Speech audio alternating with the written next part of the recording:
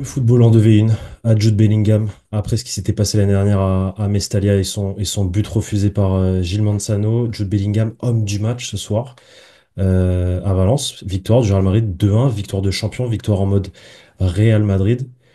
Les Madriennes prennent la tête du championnat, 2 points d'avance sur l'Atlético de Madrid. Victor, je suis avec toi pour débriefer la rencontre. Comment tu vas? Je crois que tu es au ski là en plus. Très bien, je suis dans un petit chalet et j'espère que vous m'entendez bien. Écoute, très content, je suis passé par toutes les émotions là. Et oui, le parallèle avec Bellingham de l'année dernière, c'est fou. C'est vrai, tu as raison de le dire, on lui a volé un but et là, il se mue en héros une fois de plus à Mestalla, alors qu'on lui avait volé ce plaisir l'année dernière. Cette année, c'est bel et bien réel. Et quelle victoire, parce que vraiment, de la frustration à la libération, à l'exaspération, à la joie, enfin, on est vraiment passé par plein de choses. L'arbitrage, tout ça, mais on va en discuter, c'était dingue. Il se mue en héros, comme tu le dis, mais malgré tout, il rate un penalty au départ, donc sacré scénario pour lui dans ce match. Mais derrière, voilà, c'est lui qui fait la passe décisive à Luka Modric, et c'est lui qui marque le but après l'erreur de Foulquier et de Guillamon. Euh, c'est ton homme du match ou tu vois quelqu'un d'autre? Ah, c'est compliqué de le mettre homme du match parce qu'il rate un penalty, mais après, sa prestation globale, j'ai envie de dire que sa première mi-temps, il est l'un des seuls qui un peu relève le niveau. Totalement. Par contre, moi, je trouve que c'est un qui a beaucoup pêché aux alentours de son penalty. Il y a eu Mm. beaucoup plus de Exactement. déchets. Je trouve aussi qu'il a un peu à pointer du doigt sur les espaces laissés à Dimitri Foulquier. Ok, Tout le match. ok, C'est pas lui qui ok. fait les efforts alors que c'est censé être sa zone. Après, Vini et Mbappé l'aident pas du tout, hein, on est bien d'accord. Mais je vais un peu le blâmer pour ça. Est-ce que c'est mon homme du match? Si ça avait fini sur un match nul, je t'aurais dit Thibaut Courtois, malgré tout, pour sa première Mm. mi-temps, même Mm. si après, la deuxième, Oui, tranquille. Il a oui, pu oui. boire un petit thé, Thibaut. Mais ouais, est-ce que c'est vraiment lui? En fait, j'ai presque envie de te dire que c'est les rentrées cumulées de Kamavinga, Modric, Brahim. C'est les Je pense, rentrées en jeu, mon homme du match. Mon homme pense du que, match. je pense que son penalty le met dans un état de frustration et qu'il commence un peu à faire n'importe quoi à partir du moment où il rate ce fameux penalty.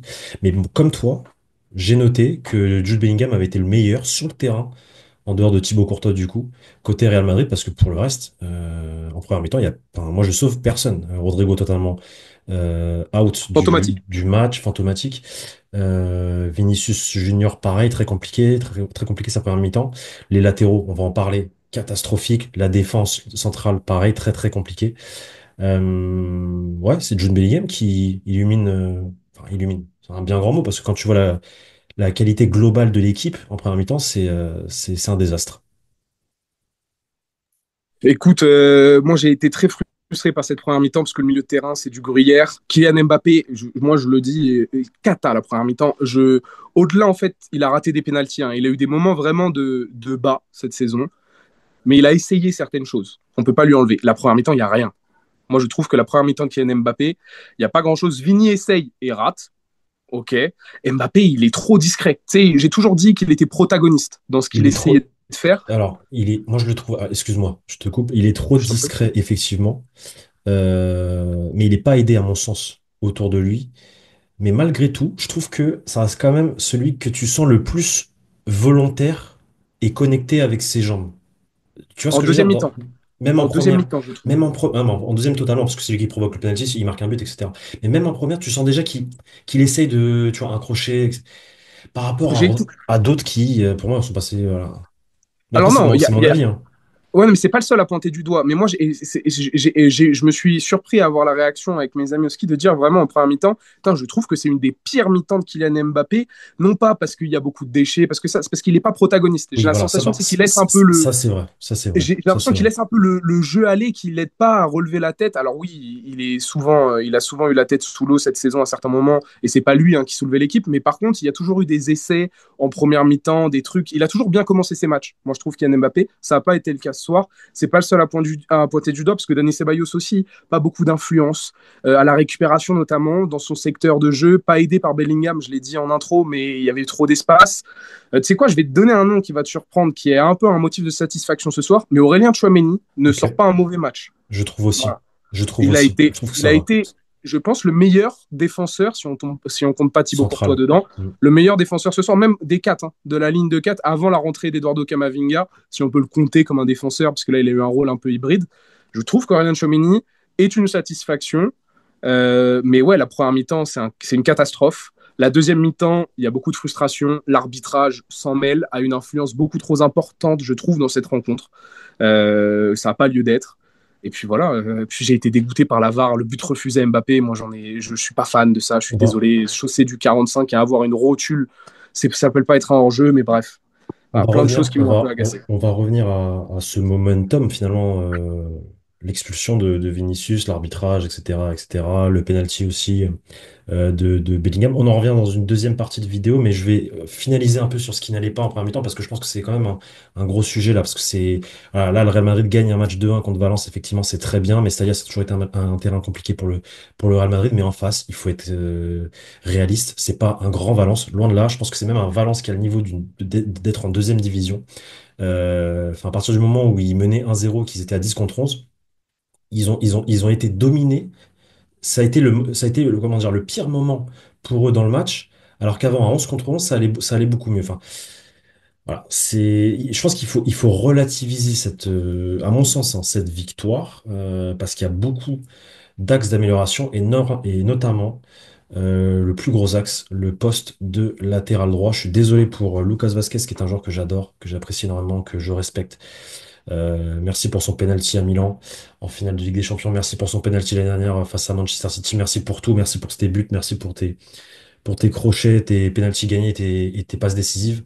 Mais à mon sens, Lucas Vazquez n'a plus le niveau pour jouer au Real Madrid. Il se fait dépasser trop facile. Alors offensivement, ça va. Il n'y a pas de problème. Mais défensivement, c'est toutes les fois où il s'est fait dépasser sur le côté gauche que ce soit par Hugo Duro ou par Foulquier. Encore une fois, je le répète, en face, c'est pas un grand Valence. Et quand tu vois que Lucas Vazquez, ton latéral droit titulaire, entre guillemets, depuis la blessure de Carvajal, est autant aux abois dès qu'il y a un débordement côté gauche, du coup, côté droit pour toi. Si Trent Alexander-Arnold ne signe pas cet hiver, faut absolument que Carlo Ancelotti pense à, du coup, repositionner Fede Valverde. Alors, je pense que c'est, comment dire, je sais pas si c'est dramatique, parce que Fede Valverde, c'est pas son poste, et qu'on en a réellement besoin au poste de milieu de terrain, mais je vois pas le Real Madrid faire toute la saison avec Lucas Vazquez. Je suis désolé pour lui. Ton avis? Bah écoute, on le partage, hein. Globalement, on est d'accord sur ça. Sa prestation, elle est médiocre. La fin de match est plutôt bonne. Il y a beaucoup de courage. Je trouve qu'il fait partie des joueurs qui participent à ce momentum, de par son attitude aussi. Je pense qu'il faut le souligner. En fait, c'est ça Son qui le pendant, sauve. c'est C'est ça ça qui le qui le sauve sauve. aussi. Par contre, la première mi-temps, il est responsable de beaucoup de déboires sur les côtés avec Ferland Mendy, hein. Son pendant à gauche, c'est pareil, je trouve. Il se fait dépasser, tu l'as très bien dit. Oui, oui, c'est une problématique. Et encore, tu l'as dit, l'adversité, elle n'était pas exceptionnelle. C'est ça le Donc, truc. faut faire attention. Après, voilà, si on est aussi très emballé vis-à-vis de cette victoire, c'est dû au contexte assez Exactement. extraordinaire, hein, de ce qui s'est passé. Il faut aussi relativiser. Victoire à 10 contre 11 à Mestalia, après avoir perdu Vinicius Junior. Il y a de quoi être heureux, entre guillemets, et il y a de quoi se satisfaire finalement de ce résultat, même si on peut parler de la manière, bien sûr. Et puis pour revenir sur Lucas Vasquez, c'est une problématique, c'est ciblé. Trent Alexander-Arnold, il y a eu des rumeurs, etc., sur le fait que potentiellement il y aurait une offre dès cet hiver. Oui, c'est une priorité, évidemment, et le potentiel replacement de Federico Valverde arrière droit est une solution que je plébiscite, tout comme toi, à l'avenir, notamment sur les gros matchs. On Bah peut en oui, mais bien discuter sûr, sur d'autres bien rencontres, sûr, mais sur les gros matchs, nécessaire. bien sûr, bien sûr. Notamment les deux prochains matchs de Ligue des Champions qui vont être cruciaux parce qu'il faut les gagner. Alors même si c'est Salzbourg et Brest, faut respecter l'adversaire et il va falloir aligner la meilleure équipe. Et avec Lucas Vasquez à droite, ça risque d'être compliqué à Guingamp là-bas dans le froid de la Bretagne. Deuxième sujet de discussion global dans ce match, ouais, effectivement l'arbitrage Vinicius Junior. Alors je pense qu'on va avoir un avis un peu différent toi et moi, mais c'est parfait. Euh, je vais revenir sur le premier fait de jeu, premier gros fait de jeu à arbitrer pour lui aujourd'hui, Soto Degrado. Euh, le penalty à Kylian Mbappé. Il y a penalty, rien à dire. Mais pour moi, en première mi-temps, il y a une situation quasiment identique sur Vinicius Junior qu'il ne siffle pas. Alors, à la seule différence près que Vinicius Junior est quasiment enfin, est très proche de la ligne de sortie de but. Donc on peut potentiellement considérer qu'il n'aura pas le ballon après cette faute-là. Mais malgré tout, pour moi, le contact existe et c'est la même faute réalisée par le même défenseur. Je sais pas ce que t'en penses. Écoute, en fait, c'est une faute, c'est assez marrant, mais oui, si c'est à 50 mètres du but, c'est sifflé. Dans la surface de réparation, c'est considéré comme un peu trop léger, je dirais. Et surtout que Vinicius n'a pas autant le contrôle du ballon et de son destin, entre guillemets, qu'avec Kylian Mbappé. Et Kylian Mbappé est clairement, en fait, devant au duel. Les jambes s'entremêlent. Vini aussi est devant, hein, sur l'action que tu dis. C'est ça le Mais en truc. fait, il n'y a pas de duel. Il y a une petite poussette un peu vicieuse, mais ce n'est pas un duel à proprement parler, Ok, ce qui fait qu'au final, c'est plutôt bien joué de la part du défenseur. C'est quelque chose que j'aurais pas sifflé, ok, personnellement, ok. mais je comprends les similitudes, le rapprochement qu'on peut faire. Mais par exemple, c'est beaucoup plus visible pour moi à vitesse réelle déjà sur la Mhm. faute sur Mbappé que Ouais, sur ouais, Vini. ok, Et en plus, avec les ralentis, tu vois les pieds qui s'entremêlent et tout. ok. Mais oui, c'est une première situation qui, je pense, a contribué aussi à frustrer le Brésilien parce que ça lui arrive à quasiment tous les matchs, ce genre de situation. Moi, j'ai beaucoup de matchs qui me viennent en tête où ce moment où Vini arrive à le passer de ses fonds de ligne, finalement se fait bousculer Exactement. et il cherche en permanence la faute, mais c'est très rarement sifflé. Ce genre de situation ou le genre de situation aussi en première mi-temps où il y a un premier mec qui vient sur lui quand il essaie de déborder et se réaxer, enfin il part côté gauche, il va pour se réaxer au niveau du milieu de terrain, il se fait rattraper par un mec, deux mecs, trois mecs, il se fait tirer le maillot, coup de coude, etc. Que l'arbitre siffle, il y a eu cette situation-là, l'arbitre siffle au troisième mec qui lui fait faute, il revient à la première, mais il met pas jaune, et du coup ça exaspère Vinicius, et c'est comme ça que Vinicius Junior sort de son match. Et ça c'est tout le temps en Liga. Très peu de fautes sur Vinicius Junior sont sanctionnées par un jaune, et c'est ce qui frustre le Brésilien. Du coup, deuxième. Avant de revenir sur le fait de jeu, voilà, le momentum de ce match pour moi, parce que c'est vraiment ce moment-là où il y a eu un avant et un après, c'est l'expulsion de Vinicius Junior, parce que moi je le dis, hein, à 10 contre 11, le Real a mieux joué qu'avec Vinicius Junior. Mais pourquoi? Parce que je pense que Vinicius Junior n'était pas dans son match et qu'il était trop nerveux, trop stressé. Enfin bref. Avant de revenir sur ça, je veux ton avis sur la manière dont tire les penalties Jude Bellingham. Est-ce qu'il en Voilà, fait pas un là, peu trop? Est-ce qu'il en fait pas un peu trop? non, c'est sa manière de tirer. En fait, quand ça marche, on crie un peu au génie. Là, ça n'a pas marché. Il va chercher le plus loin possible. Moi, ça me gêne pas les petites fioritures des attaquants. Ce qui me gêne, c'est la règle que le gardien n'a pas le droit d'avancer. Tu vois, je vais te prendre le problème à l'envers. Ce qui Ok. me gêne, c'est que les joueurs ont le droit de faire tout ce qu'ils veulent sur leur manière de tirer, etc. Mais par contre, que le gardien, s'il met toute petite semelle en avant, il est sanctionné. Ça me gêne. Sachant que maintenant, en plus, les gardiens, tu sais, ils peuvent plus faire. Je suis debout, donc j'en profite. La Mais ils peuvent parole, plus faire les trucs comme ça. la parole d'un ancien gardien. Ouais, ouais, en plus, voilà. Donc ça, moi, ça m'exaspère. Ça me tape sur le système. Par Comme contre, quand sur moi, le geste de comme, Bellingham, ça me gêne pas plus que ça. Sincèrement, c'est raté, c'est raté. Il a essayé d'aller chercher le plus loin possible. Ces petites fioritures, je sais que toi, ça peut un peu t'exaspérer le côté parce que, c'est parce que je suis, classique, parce que je comme suis un moi aussi. défenseur, parce que je suis défenseur. Voilà, je suis d'accord. Mais tu C'est, vois, même c'est, moi, en tant que gardien, ça m'exaspère pas. quand moi je défends l'indéfendable pour un défenseur central, que t'es là à me dire, ouais, mais ça, non, non, non, non, non. C'est pareil pour toi pour le gardien, en fait, finalement. Ouais, ouais. Non, mais là c'est juste la manière dont il tire. C'est une manière de tirer. On en a vu des différentes là, lors des les derniers tirs de penalty. Pogba avait sa manière de tirer. Jorginho, c'est lui qui a un peu instauré, tu sais, ce petit saut avant de tirer. Moi, je parle pas tant le petit saut avant. Ce que je trouve bizarre, c'est là où il se place avant de tirer. Je trouve qu'il est trop, trop, trop ouvert. Ah ouais, c'est une routine. Après, je pense, Ouais, je peux ouais, comprendre, mais c'est une ouais, routine de tir. ouais. Hmm. Écoute, si c'est dedans, on n'en parle pas. Tu vois, c'est plus sur ça à Bah, chaque fois que c'est moi je ça me le dis bon. truc. C'est ça le truc. C'est que ça a été dedans cette saison parce qu'il a tiré deux fois, je crois, deux penalties et Toujours ça, très bien tiré. voilà, Toujours contre-pied, justement, même tactique, et c'est tout sauf que c'était à chaque fois contre-pied. contre-pied. Là, il a été obligé d'aller chercher le plus loin possible parce que Dimitrievski n'est pas tombé dans la feinte de Bellingham, et Exact, c'est ce qui fait exact, que bah, ça exact. finit sur le Bien poteau. vu. Bon, le momentum, le moment où Vinicius Junior, du coup, cet accrochage avec le gardien de Valence, situation où en gros Vinicius est tombé dans la surface de réparation. Le gardien arrive derrière, lui demande de se relever, donc je crois qu'il lui tape d'abord le dos. Ensuite, il lui tire un peu les tresses, je crois. Je crois que c'est ça. Faudrait vérifier, mais je crois que c'est ça. Du coup, ça énerve Vinicius qui le pousse des deux mains. Au début, je crois que c'était un coup de poing carrément. Sur le premier ralenti, j'ai mal vu. J'ai cru que c'était un coup de poing. Finalement, non, c'est vraiment une poussette des deux mains.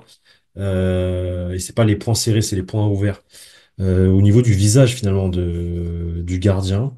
L'AVAR appelle l'arbitre central pour qu'il aille vérifier les images et bon forcément on ne montre que l'AVAR ne montre que la situation de Vinicius sur le gardien, ne montre pas avant.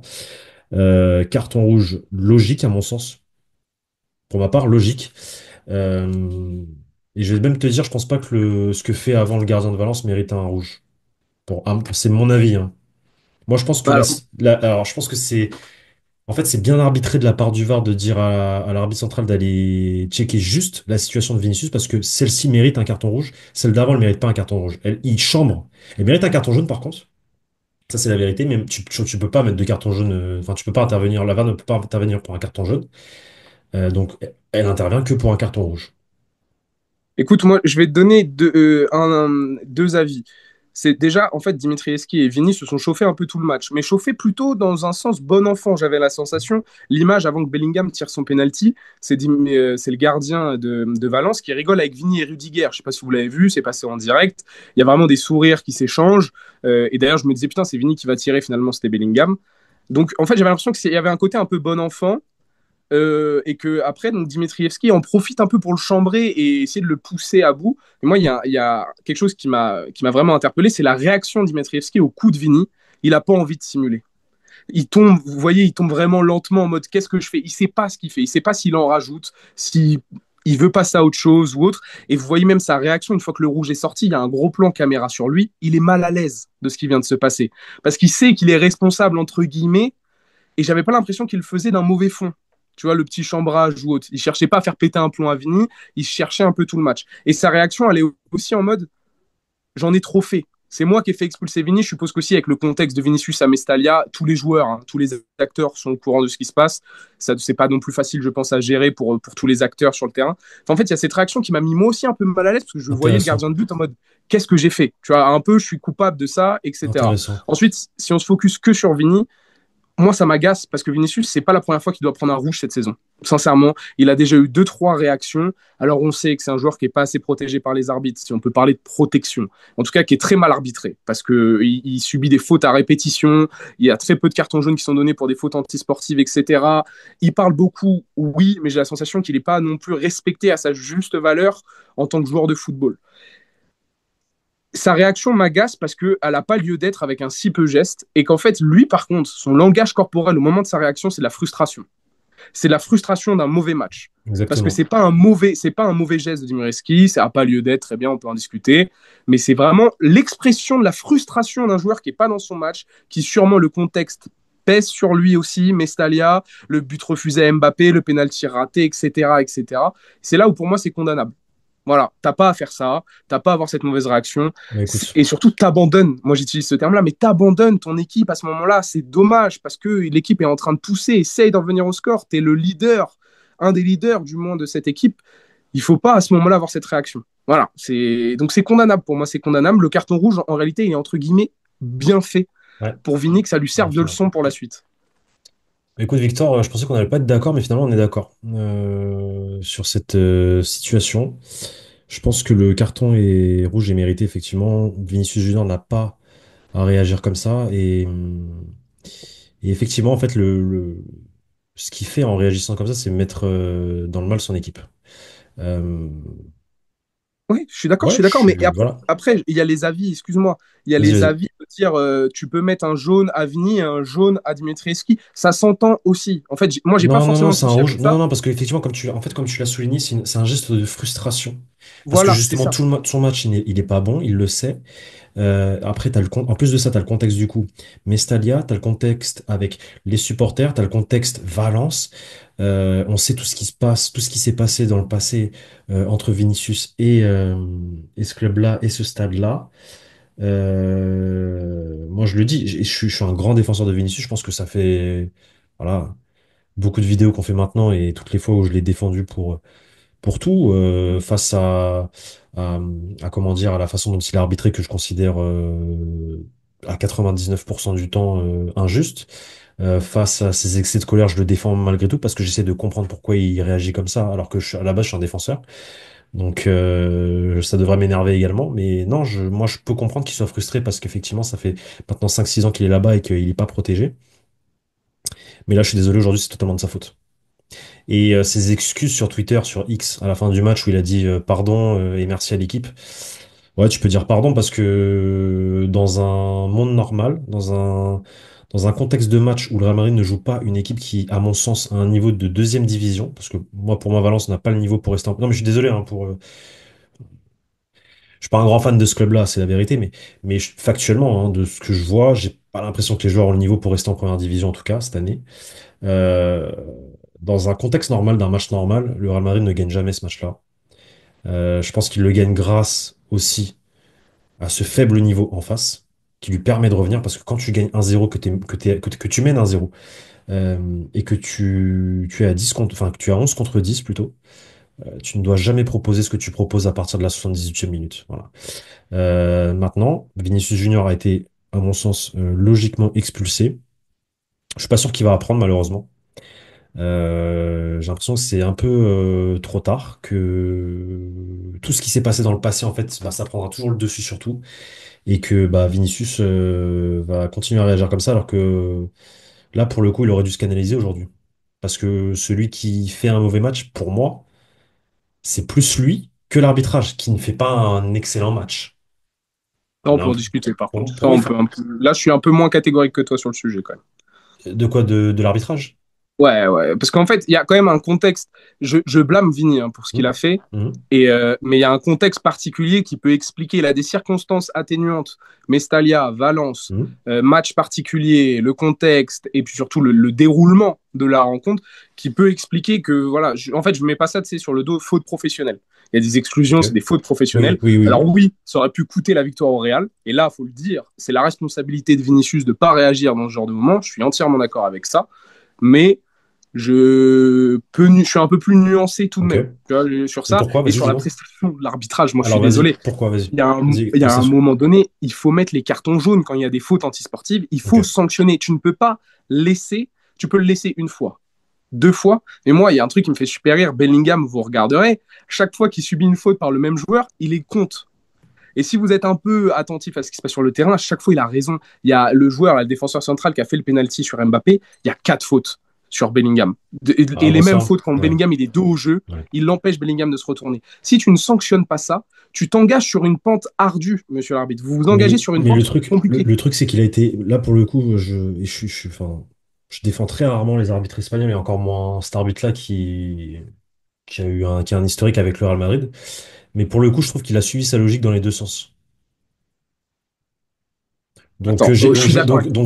en fait, j'ai rien à dire parce qu'en fait, généralement, historiquement, euh, ça n'allait que dans un sens, ce genre de En choses. fait, Et cette année, c'est allé dans les deux sens. C'est-à-dire que même quand le Real Madrid jouait dur, il sifflait pas. Donc, moi, ça me va. Si tu fais ça de l'autre côté, tu fais ça de l'autre côté. Il n'y a pas de problème. Mais quand c'est que dans un sens où tu laisses jouer dur l'adversaire parce que c'est le Real en face et que dès que le Real fait une petite poussette, tu siffles, là, c'est relou. Là, pour moi, il a suivi une logique globale. C'est son choix. Est-ce que c'est la bonne? Est-ce que c'est pas la bonne? Ça, c'est pas moi qui. En fait, j'ai trouvé que l'arbitrage en deuxième mi-temps était plus cohérent, mais je trouvais aussi que c'était une compensation à ce qui s'était passé. C'est ça qui me gêne un peu, même si c'est humain. La compensation est humaine. Là-dessus, en fait, tous les arbitres, c'est logique Compensation par rapport à quoi? Par rapport à Rodrigo. par rapport à Est-ce qu'il y a le faute match. sur Rodrigo sur le but de Valence? Ouais, oui. Alors, je vais vous dire, en temps réel, non, je Ok, n'aurais pas sifflé comme ok, l'arbitre. ok. Mais il y a la VAR et il y a eu des buts qui ont été refusés pour moins que ça, entre guillemets. Donc, il y a cette Ok. compensation-là. Il y a la compensation du penalty où il y a un litige, le gardien part retirer ou à retirer, on n'en sait rien. Ça trotte dans la tête de l'arbitre forcément. Il y a un enchaînement d'actions, de décisions défavorables au Real Madrid, le hors-jeu de Mbappé, etc., etc. Forcément, c'est humain. En fait, j'ai du mal à dire quand même que ça allait dans les deux sens parce Ok. que il y a un enchaînement de micro-erreurs d'arbitrage qui joue vachement en défaveur du Real, qui exaspère, qui les pousse à être de plus en plus nerveux, qui mène pour moi à une exclusion de Vinicius, qui mène à des erreurs aussi défensives, etc. Il a Ok. eu une influence Ok. trop importante sur la rencontre à mon goût. Ok. Ok. Je voulais te lancer sur un dernier sujet par rapport à la première mi-temps, mais j'ai zappé. Du coup, attends, est-ce que ça va me revenir? Par rapport à l'arbitrage, Rodrigo, j'ai zappé. Non, il y a rien d'autre en première mi-temps, à part Thibaut Courtois Ah, si, incroyable. ça y est, ça y est, ça y est. Ça y est. La règle pour les pieds du gardien.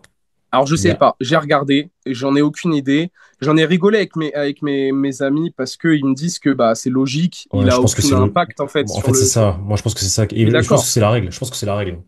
Oh, mais alors, il y a une faille réglementaire, je vais Ok, m'expliquer très brièvement, ok. mais ça veut dire que le gardien, au moment de la course d'élan du joueur, Il peut peut courir vers le s'avancer. gardien. Ouais, Il ouais. peut s'avancer autant Sans qu'il veut, toucher. du moment que la balle, il la touche pas et que le mec ne cadre pas, ça veut dire c'est fini. En fait, c'est ça que moi, j'arrive pas à comprendre. Je suis pas d'accord avec ça.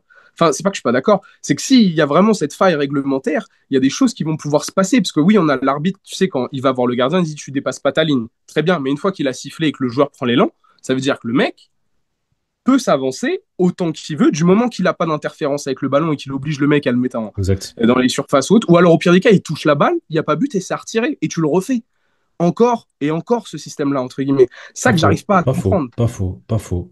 Ouais, c'est une faille. Ouais, c'est vrai que c'est une faille. Bah, après, les règles, elles sont faites pour aussi les changer, hein. Parce que dans l'esprit, et moi je suis un défenseur de l'esprit du jeu, c'est comme pour la règle du hors-jeu, c'est une connerie que ça soit au millimètre près, je déteste ça, et que ça soit un pied en avant, un pied en arrière, qu'on déplace avec la règle Arsène Wenger de 30 cm, ça ne changera rien à mon problème. Pour moi, c'est une règle, c'est l'esprit du jeu. Ça défend le truc, c'est pas parce que tu choses du 46 et pas du 45 qu'il y a hors-jeu. Là, c'est un peu pareil, si tu, par contre tu respectes l'esprit du jeu pour la règle des pénalties, évidemment qu'il est pas retiré. Le gardien la touche pas.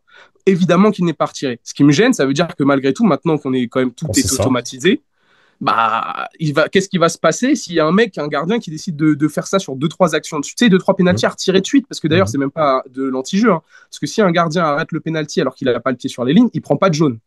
Parce que c'est pas Exact, considéré comme l'anti-jeu. exact, Donc ça veut dire exact. que le gardien peut le répéter encore et encore, ce schéma-là. C'est là où bah, il y a un flou juridique, j'ai envie d'employer ce Ouais. terme, une fois en vidéo, mais il y a un flou juridique sur ce truc-là qui me chagrine un peu. Par contre, dans l'esprit du jeu, je suis d'accord, c'est pas à retirer, j'ai pas de gros soucis avec ça. D'ailleurs, j'ai expliqué que cette règle m'agaçait pour les gardiens, donc je vais pas non plus tirer des balles voilà, sur l'arbitrage sur ce domaine-là. Mais par contre, c'est vrai que moi, ça me gêne un peu sur bah, le respect des règles. Totalement. Bon, très gros débrief, hein, finalement. Il y avait énormément de choses à dire. On n'a pas dit, il y a une chose qu'on n'a pas dit. On n'a pas parlé de Luka Modric. Bah, les rentrées en jeu, moi je t'ai dit, les rentrées en jeu, ils ont changé, les changements sont tardifs de Carlo Ancelotti, mais les rentrées de Modric, incroyable, Brahim Diaz, très très bon encore une fois, et Eduardo Camavinga changent aussi radicalement la rencontre. Et puis oui, ça fait du bien, Modric, plus vieux buteur de l'histoire du En fait, Real Madrid, c'est ça, là, c'est ce que je, tout ça, c'est fou, c'est c'est fou. à ça que je voulais t'emmener, c'est que plus, le joueur le plus âgé, en tout cas, plus vieux, je sais pas si le terme est le plus âgé, à avoir marqué un but avec le Real Madrid, je crois que c'est 39 et 3 mois et quelques jours, ou 2 mois et quelques jours, enfin, voilà. Et c'est lui qui initie cette remontada. Donc forcément, on est heureux pour lui et pour ce Ça me fait but. penser Ouais, au dis-moi. but. Ça me fait penser au but face à Séville l'année dernière qui offre la victoire au Bernabeu 1-0 sur la deuxième partie de saison. Exact, exact, Dans le sens, dans l'importance, parce que c'est exact. une victoire qui peut être fondatrice pour la suite du côté du Voilà. Real. Et comme face à Séville l'année dernière, c'est lui, du haut de son âge, de son expérience, qui mène la révolte. De son mètre 60. Ouais, aussi, et de sa 67. chevelure, etc. Voilà. Le sosie de David Guetta. Euh, bon, Victor, merci à toi d'avoir tourné cette vidéo en direct de ton fantastique chalet dans les Alpes. C'est les Alpes, hein, c'est ça? Les Ouais, je Alpes suppose. françaises. Oui, c'est les Alpes, c'est les Alpes, c'est les Alpes, c'est les Alpes. Non, parce que à chaque fois, j'ai les Et montagnes, t'es où? il y a T'es un où? délire. T'es où? Non, non, si, c'est les Alpes. Je suis à Évian-Tonon-Gaillard, le Oh, bah, stade de foot, là, près de Toulouse. c'est les Alpes. C'est les Alpes. Ouais, évidemment, évidemment, T'es dans pardon. les Pardon Alpes. pour ma géographie. Les amis, merci à vous pour nous avoir suivis. J'espère que ce long débrief avec Victor vous a plu. Le Real Madrid est officiellement premier de la Liga Vamos. en ce 4 janvier, parce qu'il est minuit 4 à l'heure à laquelle nous terminons cette vidéo. Premier avec 2 points d'avance sur l'Atlético de Madrid et 6 points d'avance sur le Barça. Il y a un match en moins par rapport à l'Atlético de Madrid. L'Atlético de Madrid peut toujours revenir et être premier. Mais je pense que l'info principale, factuelle, de ce résultat, c'est que le Real Madrid a 6 points d'avance, donc le nombre de points qu'avait le Barça après le Classico, après le 4-0, c'est totalement lunaire. Il faut Totalement savoir que lunaire. ça me fait plaisir, parce que je vais vous montrer, mais je suis dans la chambre de mon ami qui a ce chalet, et il y a ça. Voilà. Et c'est un fan du FC Barcelone. Donc oui, je vis un grand moment de faire ce débrief dans ce lieu, hein, Attends, mais dans ce parc. tu me parles de ça, mais regarde juste derrière toi. Ouais, c'est le maillot de Messi. Il y a le maillot de Messi. Voilà. J'ai essayé de le Incroyable, cacher. Tu vois, je l'ai mis en incroyable. biais comme cela. Voilà. On a tourné, le Journal du Real a tourné une vidéo avec un maillot de Messi juste derrière en fond de vidéo. Exactement. Bah écoute, les amis, merci à vous. On se retrouve très vite, dès demain, pour une nouvelle vidéo sur la chaîne YouTube du Journal du Real. Ciao.